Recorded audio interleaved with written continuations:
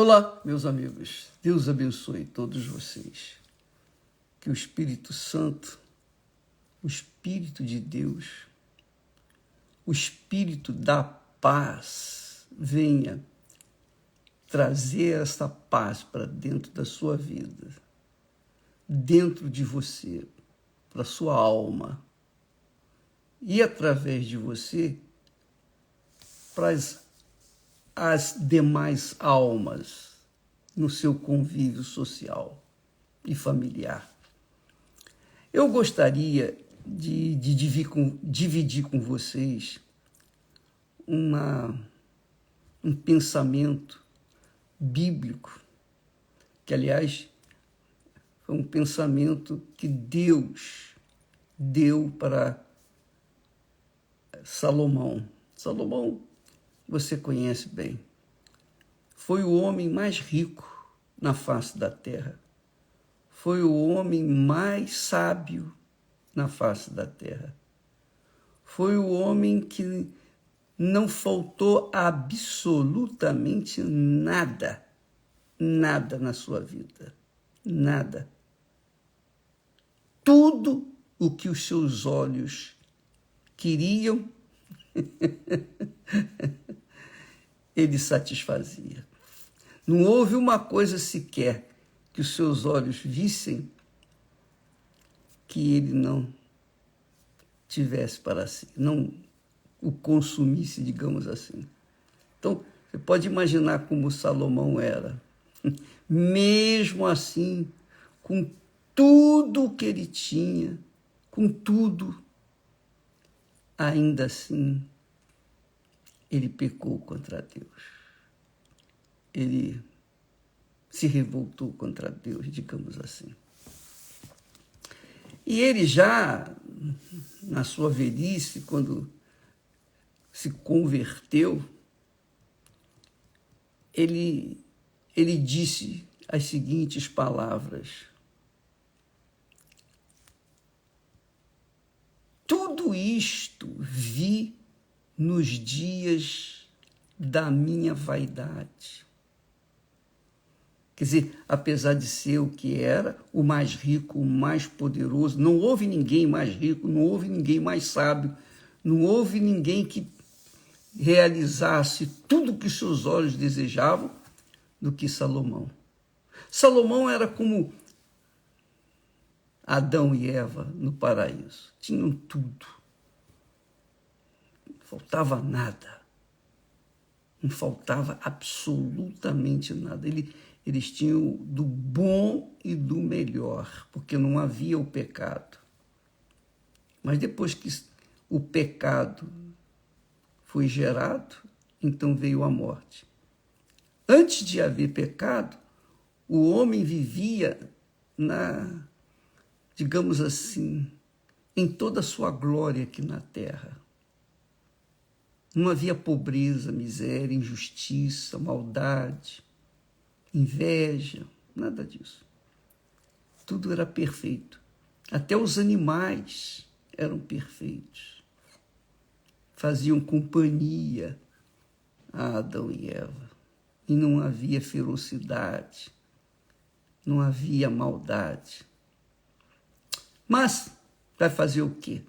As pessoas pensam naturalmente, poxa, se eu tiver dinheiro eu vou ser feliz. Feliz coisa nenhuma. Salomão diz que quanto mais a pessoa tem, mais problemas ela arranja para si. Você sabia disso?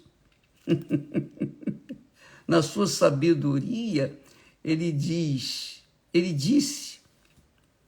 quanto mais a pessoa tem, mais ela vai sofrer, mais ela vai angustiar a sua alma. Mas ele disse assim, um texto que eu achei que você gostaria de saber. Tudo isto vi nos dias da minha mocidade. 2 pontos. O que ele viu nos dias da sua vaidade, melhor dizendo, não mocidade? Tudo isto vi nos dias da minha vaidade, concupiscência, a soberba da vida, concupiscência dos olhos, concupiscência da carne, etc. Tudo isto vi nos dias da minha vaidade. há justo que perece na sua justiça, que sofre na sua justiça. E há ímpio que prolonga os seus dias na sua maldade. Ele viu isso, ele observou que havia justos que pereciam na sua justiça, assim como havia ímpios que prolongavam os seus dias na sua maldade. E isso, obviamente, você há de pensar, isso não é justiça. Se Deus é justo, como é que deixa acontecer isso? O justo perece na sua justiça? Salomão diz que há justo, não está dizendo que o justo perece na sua justiça, não. Ele está dizendo que há justos que perecem na sua justiça, assim como também há ímpios que perecem ou que prolongam os seus dias na sua maldade. É uma injustiça, mas ele viu isso. Ele viu essa discrepância na sua época. Mas, graças a Deus, graças a Deus que Deus nos tem dado tribulações. Deus nos tem levado às tribulações, porque as tribulações, para quem vive na fé, as tribulações são bênçãos. Mas quem não vive na fé, quem não conhece a Deus, as tribulações são um inferno. Então, você vai entender aqui por que Deus permite tribulações. Por que Ele permite tribulações? Que talvez você esteja passando nesse exato momento. Nesse exato instante, você está passando por uma tempestade. Todos nós passamos por tempestades. Eu digo para vocês, os dias que eu tive mais envolvimento, os dias que eu tive, que estava em lua de mel com Deus, digamos assim, foram nos dias atribulados. Paradoxalmente, essa é uma realidade. Porque quando a gente está na tribulação, a gente tem a cabeça curvada, inclinada. Mas quando a gente não tem tribulação, a gente está nadando de braçada, está tudo indo muito bem, a gente folga, a gente relaxa. E aí é que está o perigo. Quando o diabo foi falar com a Eva, ele escolheu o momento em que ela estava sozinha, não quando ela estava junto com Adão. Ele esperou Eva ficar sozinha, porque sozinha seria mais fácil vencê-la. E foi o que aconteceu. Então, amiga e amigo, às vezes quando a gente está relaxado, aí é que está o perigo. Aí é que mora o perigo. Porque as ideias, os pensamentos, as imaginações começam a vir sopros do inferno. E normalmente a pessoa acaba se entregando. Veja só, por que eu digo, e a Bíblia ensina que as tribulações são bênçãos e você deve aproveitá-las, especialmente agora. Bispo, o senhor não sabe o que está passando comigo. Mas eu já passei também muitas, e nem por isso morri, nem por isso eu deixei a minha fé. Olha só, O apóstolo Paulo, agora vamos lá para o Novo Testamento. O apóstolo Paulo, dirigido pelo Espírito Santo, escreve para os cristãos romanos, aqueles cristãos recém-convertidos na época dos imperadores, especialmente Nero, um dos Neros. Ele diz assim para aqueles cristãos que tinham tido experiências com o Senhor Jesus, tiveram um encontro com o Senhor Jesus. Ele diz assim, presta atenção, hein, amiga e amigo. Lá no capítulo 5 da carta aos Romanos, a igreja de Roma. Tendo sido, pois, justificados pela fé, Paulo está dizendo que quando somos justificados pela fé, que foi o que aconteceu com aqueles cristãos romanos e que acontece com todos nós, tendo sido, pois, justificados pela fé. Justificados pela fé significa, amiga e amigo, que a pessoa foi perdoada pela sua fé no Senhor Jesus Cristo. Ela estava perdida nos seus delitos e pecados. Ela estava morta para Deus. Ela estava morta, separada de Deus. Mas ouviu a palavra de Deus, atentou para as palavras de Deus e entregou a sua vida para Jesus. Creu no Senhor Jesus. Se arrependeu dos seus pecados. Foi batizada nas águas. Recebeu o batismo com o Espírito Santo. Então, ela foi justificada perante Deus. Quer dizer, os seus pecados desapareceram, foram banidos. Ela estava limpa, então ela foi justificada, quer dizer, absolvida pelo próprio Deus. Isso, quando acontece, ele diz aqui, temos paz com Deus. Quando nós somos justificados pela fé no Senhor Jesus, não é pela frequência na igreja, não é pela religiosidade da nossa parte, muito menos pelas boas obras de caridade. Não, nós somos justos diante de Deus por causa da fé no Senhor Jesus Cristo. Quando cremos que o sacrifício dele foi válido para nós, quando assumimos a nossa fé no Senhor que morreu por nós, morreu sem pecado, para poder carregar o nosso pecado, para tirar o nosso pecado, apagar o nosso pecado. Ele teve que assumir o meu pecado para que eu pudesse ser justo diante de Deus.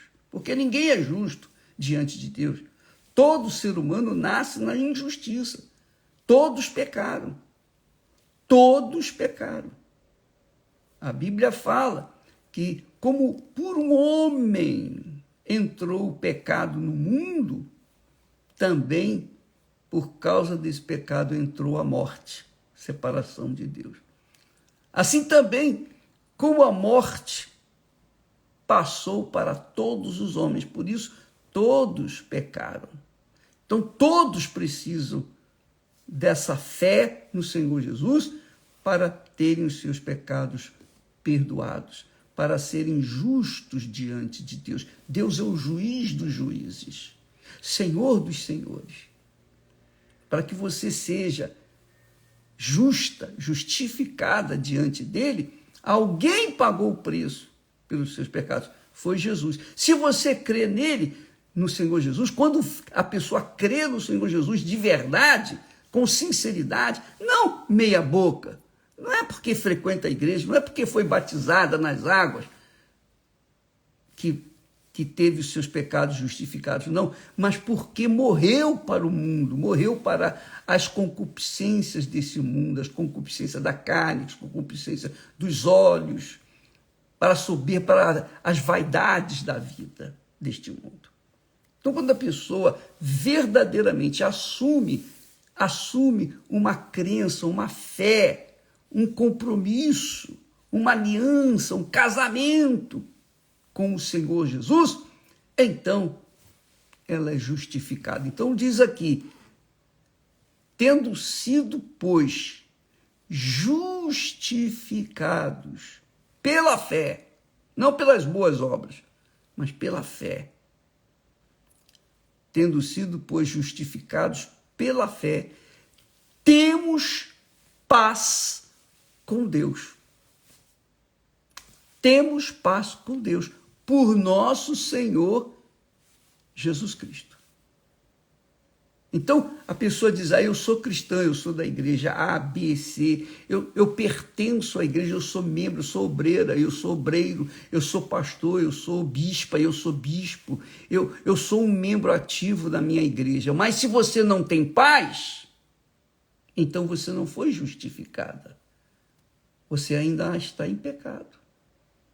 Você ainda está perdida nos seus delitos e pecados. Ou seja, você ainda está morta para Deus, porque não foi justificada. A justificação somente acontece quando há uma fé sólida, concreta, palpável, visível. Quando a pessoa tem uma fé no Senhor Jesus Cristo, de acordo com o que está escrito, uma fé prática, então ela tem paz com Deus. Deus é o Pai de nosso Senhor Jesus Cristo. Então, ela tem paz com Deus por causa de que aquela pessoa teve a fé, a entrega da vida para o Filho dele, Jesus. Por isso diz, tendo sido, pois, justificados pela fé, temos paz com Deus por nosso Senhor Jesus Cristo. Quem tem essa paz interior, com certeza, vai ter problemas no lado de fora, que são as perseguições, os ódios, as invejas, dor de cotovelo que muita gente tem, por causa de você ter paz com Deus. Você é feliz. Você é feliz pessoalmente. Você é feliz. Ainda que o seu marido, a sua mulher, os seus filhos, seus pais, seus entes mais queridos não sejam felizes, mas você é feliz. Que coisa gloriosa. É muito forte isso. Então, preste atenção, isso é muito glorioso. Nós temos paz com Deus, com o Pai, por causa de crermos, termos a nossa fé viva, atuante, prática no Senhor Jesus Cristo, o Filho dele. E é claro, quem não crê no Filho, como é que o Pai vai justificar? Como é que o Pai vai absolver? Não tem como. Você seria capaz de uma pessoa bate à sua porta e diz assim, olha, dona fulana, seu fulano, olha aqui, eu vim aqui no nome do seu filho, da sua filha. Eu queria que a senhora me ajudasse aí, me desse um prato de comida, por exemplo. Eu perguntaria, você seria capaz de negar? Não, porque veio em nome do seu filho ou da sua filha. E você, claro, imediatamente você vai atender essa pessoa. Mas, se a pessoa vem por si mesma, sozinha, um moribundo qualquer, da vida bate a porta e diz, me dá um prato de comida, você pode dar, como você pode não dar. Você pode ficar com medo, você pode não olhar naquele buraquinho da porta e verificar que não é pessoa conhecida e nem abrir a porta. Mas,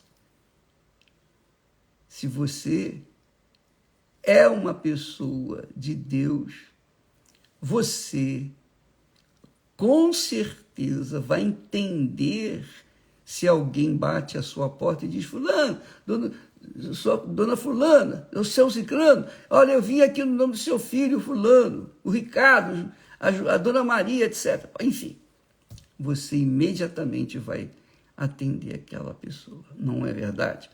Pois a mesma coisa acontece com Jesus, ou com as pessoas que creem nele, no Senhor Jesus. Nós somos justos diante de Deus pela fé no Senhor Jesus.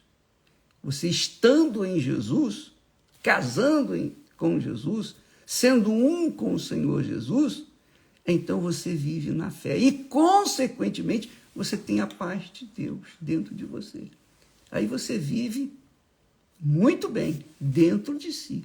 A sua alma está em paz. Não há ansiedade, não há preocupação ou preocupações que fazem você perder a noite de sono, nada disso. Não há aquele medo, não há aquele terror. Você não perde a sua paz, porque o nosso Senhor Jesus, você está no nosso Senhor Jesus Cristo. Você está em Jesus. E quem está em Jesus, nova criatura é, está escrito. Nova criatura é. O passado morreu, ela está em paz. Quem está em Jesus, Jesus é a paz, ela está em paz. Então, o texto é interessante, eu gosto desse texto, muito, mas muito mesmo. Aí ele diz, tendo sido, pois, justificados pela fé sincera, temos paz com Deus por nosso Senhor Jesus Cristo. Ponto e vírgula. Pelo qual, quer dizer, através do Senhor Jesus, também temos entrada pela fé a esta graça, na qual estamos firmes. Quer dizer, nós temos entrada pela fé a esta graça, quer dizer, a qualquer momento do dia, da noite, qualquer situação, você tem entrada na presença de Deus, porque as portas, ou a porta do trono do Altíssimo, está sempre aberta para os filhos. Você pode falar com ele em casa, no trabalho, na igreja, na rua, na condução, no momento de perigo. Qualquer momento que você estiver, você está com ele. Você pode entrar na presença dele. Aí ele diz, e nos gloriamos na esperança da glória de Deus. Quer dizer que se você vive pela fé no Senhor Jesus, você tem paz com Deus, com o Pai. E você vive nesta graça. Você vive, é de graça, é de graça. É um favor que Deus faz para nós, imerecido, porque nós cremos no Senhor, no Filho dele, o Senhor Jesus Cristo. Mas não somente nisso. Ele diz assim, e nos gloriamos, olha só, na esperança da glória de Deus. O que é a esperança da glória de Deus? A esperança da glória de Deus é a esperança que você... Sabe, vou me explicar melhor. Você que está para casar, você está arrumando o seu enxoval de casamento, você é jovem ou não é jovem, você está se preparando para o seu casamento. Então você, obviamente, fica com aquela esperança, aquela expectativa, né, gloriosa de um dia encontrar com o seu noivo, ou a sua noiva, ou o seu futuro parceiro ou parceira. Aí você fica feliz. só em pensar naquele dia. Eu penso no dia do meu casamento, antes do dia do casamento. Puxa vida. Não, isso aí fica para outra vez. Mas é glorioso. Agora imagina a felicidade que é um dia você carregar consigo a esperança de um dia estar diante da glória de Deus, a glória excelsa de Deus. Então, nós que vivemos pela fé no Senhor Jesus, somos justificados. Essa justificação, quer dizer, nos traz paz. Nós temos paz com Deus. Então, vivemos nessa paz. Então, os problemas que enfrentamos, as lutas, as dificuldades, enfim, as tribulações, não são nada diante dessa permanente paz que há dentro de cada um de nós. Porque essa paz nos dá a certeza absoluta, a convicção que cedo ou tarde nós vamos nos encontrar com a glória de Deus, nós vamos vê-lo face a face. E aí, é só correr para o abraço, como eles dizem por aí. Nos gloriamos na esperança da glória de Deus. Nos gloriamos. O rapaz, a jovem que vai casar, os jovens que não tiveram ainda, não sabem o que é o casamento, então eles ficam naquela ânsia, naquela esperança, naquele entusiasmo, como aconteceu comigo, de um dia chegar, o dia foi sábado, chegar, encontrar com a Esther lá no altar. Puxa vida, eu curti essa esperança, sabendo, contando as horas, minutos, segundos, até que chegou o dia. E quando chegou o dia, eu não posso deixar de falar isso, porque explica bem isso aqui, retrata bem essa situação aqui. Puxa, eu fiquei tão feliz. Eu fui o noivo, digamos assim, mais feliz na face da terra. Eu ria o tempo todo, eu sorria, eu estava muito feliz. E todo mundo notou isso. E a Esther, ela ficou até sem graça, coitada, porque eu estava tão... porque aquela esperança que eu curti o tempo todo na vida de solteiro estava ali, agora comigo. Eu seria dela, ela seria minha, para sempre. Estaríamos juntos por toda a vida aqui na terra. Imagine essa esperança de um dia estar com o Senhor por toda a eternidade, servindo o Senhor pessoalmente, servindo a glória do Altíssimo, vendo a glória do Altíssimo. Já pensou, minha amiga? Já pensou? Por isso que Paulo falou, para mim, morrer é lucro. E para mim também, eu pudesse ir agora, eu já iria. Ia muito feliz. Muito feliz. Por quê? Porque esse mundo não tem nada para dar, nada para acrescentar. Só tem para tentar tirar a nossa paz, o nosso sossego, etc, etc. Mas, quando a gente vive em paz com Deus, a gente tem essa segurança. A gente tem essa convicção. A gente é forte para enfrentar as tribulações, as lutas, os desafios. E é muito bacana. Estamos firmes e nos gloriamos na esperança. Na esperança. A gente não vê a esperança, a gente sabe, a gente crê na esperança da glória de Deus. E não somente isto, não é só isto não. Já é suficiente, mas não é somente isso não. Ele diz assim, mas também nos gloriamos nas tribulações. Também nos gloriamos nas tribulações. Quer dizer, nós não nos gloriamos apenas naquele futuro eterno da glória de Deus, de estar diante da face do Altíssimo, do Criador, do nosso eterno Pai. Mas também nos gloriamos nas tribulações. Amanhã vamos falar mais a esse respeito. Você deve pegar a sua Bíblia e ler esses primeiros 5 versículos do capítulo 5.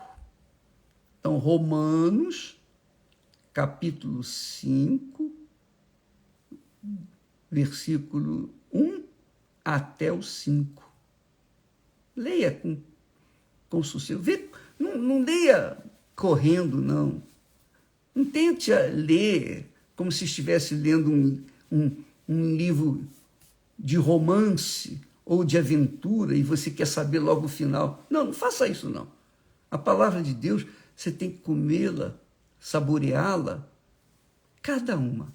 Até mesmo as vírgulas você tem que dar uma pausa. Porque é muito gloriosa. É um alimento sólido para a sua alma. E tenho certeza que a sua alma ficará em paz quando lê esse texto. Romanos, capítulo 5, de 1 a 5. Leia esses 5 versículos, porque é sobre isso que nós vamos continuar falando amanhã. Deus abençoe a todos e até amanhã em nome do Senhor Jesus. Amém.